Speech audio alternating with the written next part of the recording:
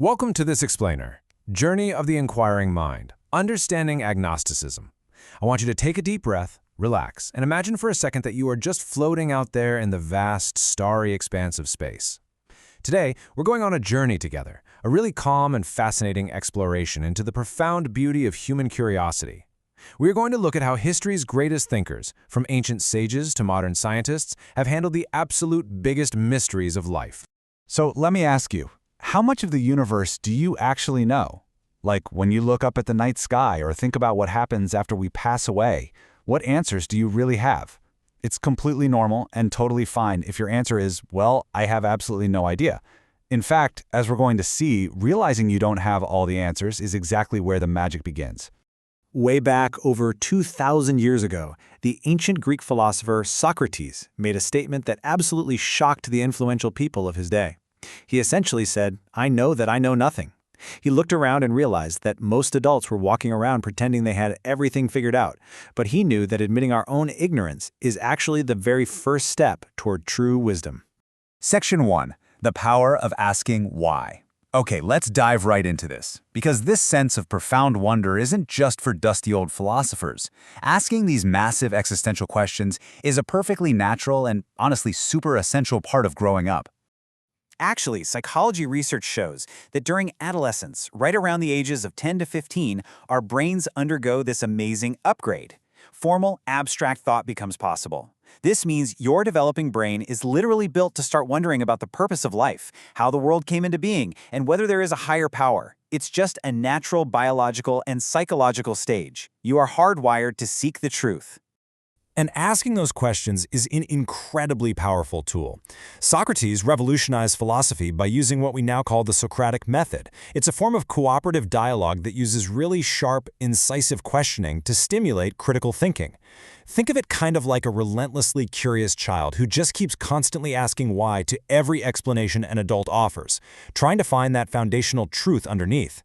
He wasn't trying to be annoying, I promise. He was just trying to discover what we can actually prove.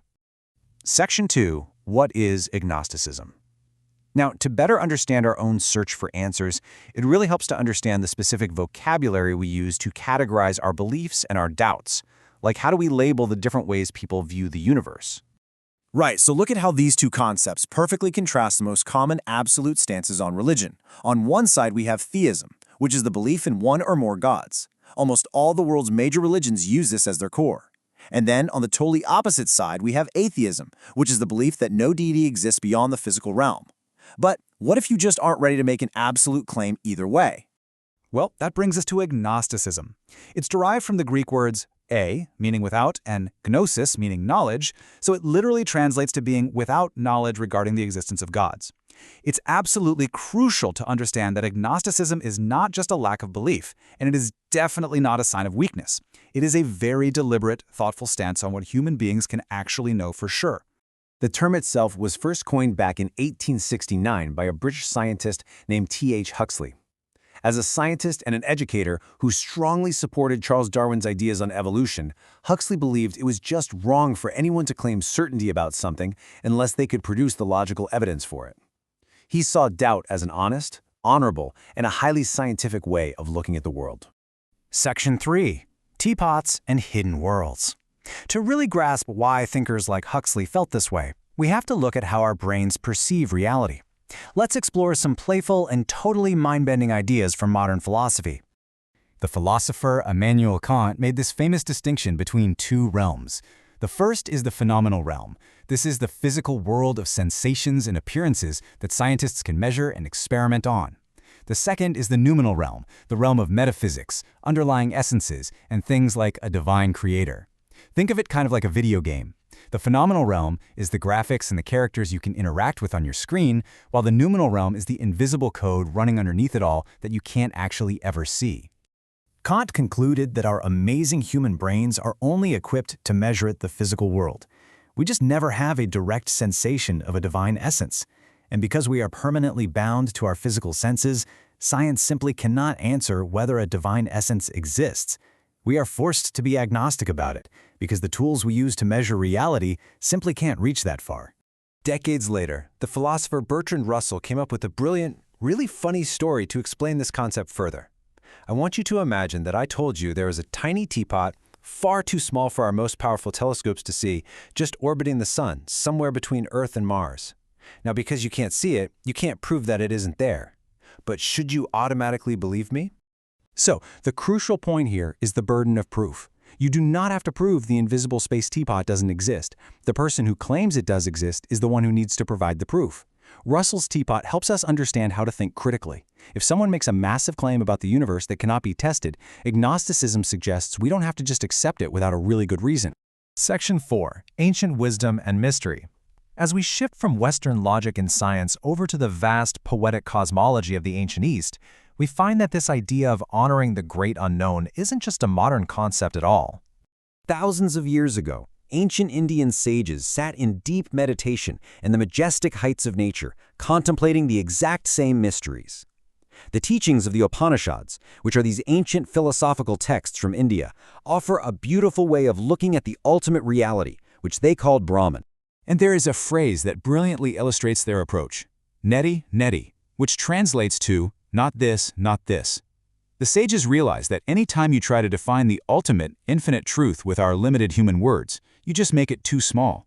So, the method to find truth is through negation, eliminating everything that is changeable, everything that is physical, leaving only the ultimate, unexplainable mystery of pure existence. This absolute awe of the unknown is echoed in the Nasadiya Sukta, which is a breathtakingly beautiful creation myth found in the Rig Veda, penned in Sanskrit over 4,000 years ago. It asks, who really knows? Who shall here proclaim it? From where was it born? From where this creation? It's amazing to realize our most ancient ancestors pondered the exact same mysteries we do today, looking up at the exact same stars. What is truly incredible about this ancient poem is its profound humility. It suggests that before creation there was only a signless ocean of darkness. It proposes that the universe grew from a primal thought. But most amazingly, it states that even the gods are on this side of creation, meaning even the divine beings came after the spark of the universe. The poem ends by wondering if the ultimate overseer of the universe even knows how it all began, or if it is just a complete mystery even to them. Section 5. The beauty of not knowing. As we bring our journey full circle, let's focus inward for a moment.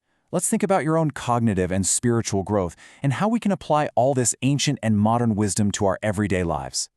Saying "I don't know" isn't a failure. It's actually the superpower that drives all human exploration. Agnosticism embraces the mystery. It unites the careful, evidence-based open-mindedness of science with the profound, soaring wonder of ancient philosophy. It allows us to be explorers in a world of thoughts, totally free to learn from everyone. I want you to think about this for a second. How does accepting what you don't know change the way you view the world around you? When you let go of the pressure to have every single answer, life stops being a test you have to pass, and it becomes a magnificent puzzle you get to explore. It is deeply liberating to simply exist in a state of wonder, you know? And if even the brightest minds in history and the most ancient sacred texts admit that the origins of the universe are a mystery, how should that affect how we treat others? Our shared ignorance should breed profound empathy. It reminds us that whether someone is a theist, an atheist, or an agnostic, we are all just trying to make sense of the same vast, beautiful cosmos. Every belief system brings a completely unique puzzle piece to the table. So, as you step out into the world today, I leave you with one final question for your own self-discovery. What big question will you choose to explore today, simply for the joy of the journey? Keep wondering, keep observing, and never, ever lose the power of asking why.